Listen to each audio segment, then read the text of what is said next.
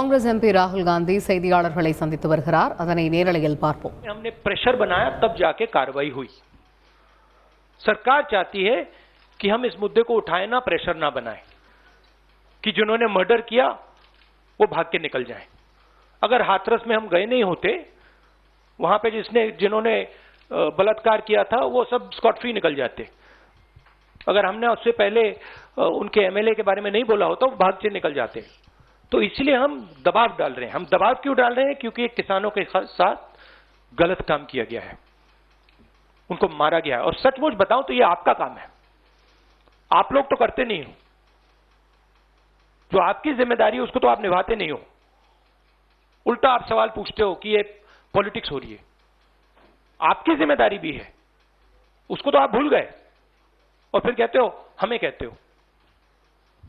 Thank you. News nation से मोहित.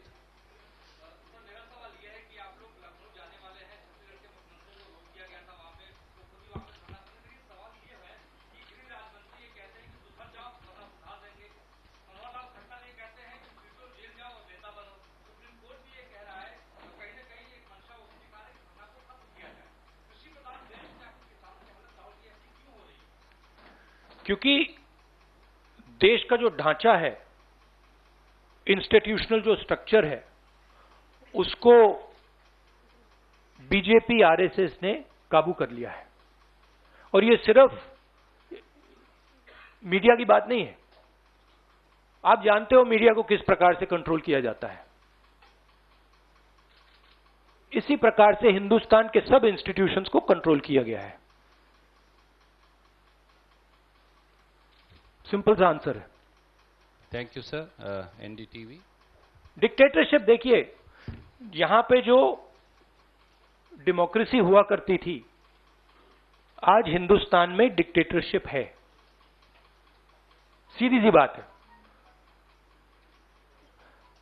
राजनेता उत्तर प्रदेश में नहीं जा सकते. कल से हमें कहा जा रहा है कि भैया आप उत्तर प्रदेश नहीं जा सकते. छत्तीसगढ़ के चीफ मिनिस्टर जाते हैं, किसानों से मिलने जाते हैं, उनको कहा जाता है सेक्शन 144. ये कहते हैं मैं तो अकेला हूं, 144 कैसे लागू होगा? कोई जवाब नहीं. अब डिक्टेटरशिप किस बात की है? क्यों डिक्टेटरशिप? क्योंकि भयंकर चोरी हो रही है. जो स्मॉल मीडियम बिजनेसेस हैं, छोटे व्यापारी हैं, उनसे चोरी हो रही है. किसान हैं, उनसे चोरी हो रही है. और जो आम जनता है, उनके जेब में से चोरी हो रही है. पेट्रोल डीजल के दाम बढ़ते जाते हैं और जो हिंदुस्तान की आवाज है उसको कुचला जा रहा है. Sunil.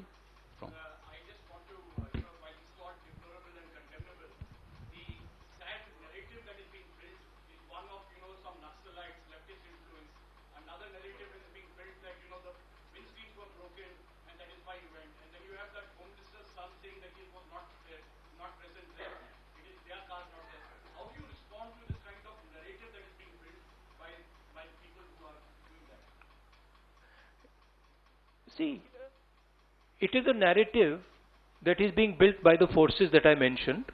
It is a narrative that is built using institutions. It is built using the police. It is built using all these different structures. But what you will find is that there is a limit to this narrative. And you will find sooner rather than later, there will be an explosion the size of which people are not understanding. So what we are trying to do is, we are trying to tell the government, let the democratic process work. This is what the country is about. Do not interfere with the democratic process because it is a safety valve. If you shut the safety valve, other types of problems will come. Right? So we are pushing for maintaining the democratic process. We are also pushing, when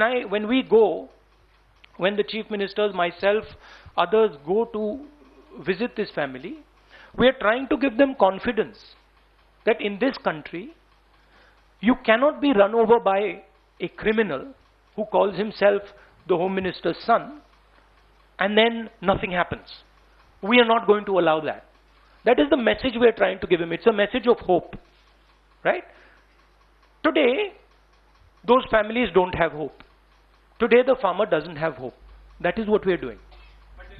1 second. Sunil, please don't mind. One question at a time. There are other friends waiting. Supriya, please.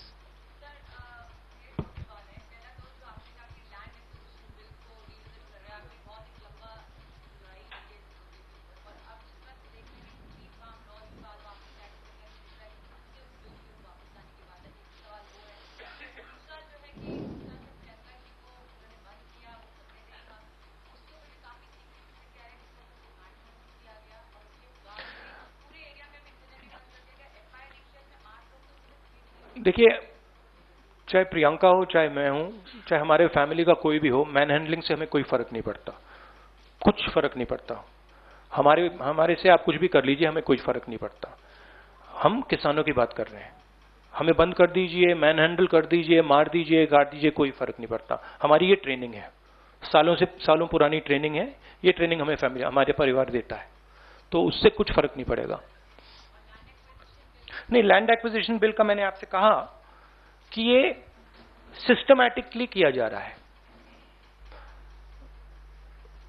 Land acquisition, farm laws, ये किसानों का जो है उनसे छीनने का तरीका है। Thank you, sir. Supriya, no, Vijaya from in India TV.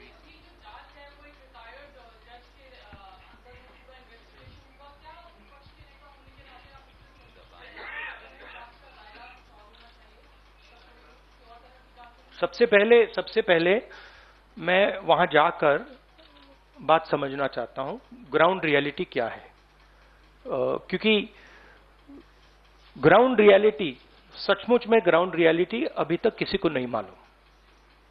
ठीक है, तो सबसे पहले हम वो जाके समझना चाहते हैं, इसलिए हम लखनऊ जा रहे हैं। Rajat.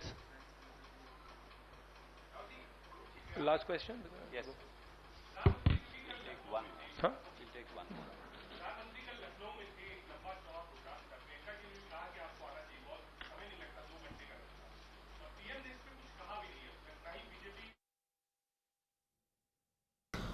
லக்கிம்பூர் சம்பவம் தொடர்பாக பல்வேறு கருத்துக்களை காங்கிரஸ் எம்பி ராகுல் காந்தி செய்தியாளர்கள் மத்தியில் முன்வைத்து வருகிறார். நிச்சயமாக இந்த விபத்தை ஏற்படுத்திய மத்திய அமைச்சரின் மகன் மீது நடவடிக்கை எடுக்கப்பட வேண்டும், எடுக்கப்படாதது ஏன் என்றும் கேள்வி எழுப்பியிருக்கிறார். விவசாயிகளினுடைய முக்கியத்துவத்தையும் சக்தியையும் மத்திய அரசு உணரவில்லை என்றும் தனது கடும் கண்டனத்தை பதிவு செய்திருக்கிறார்.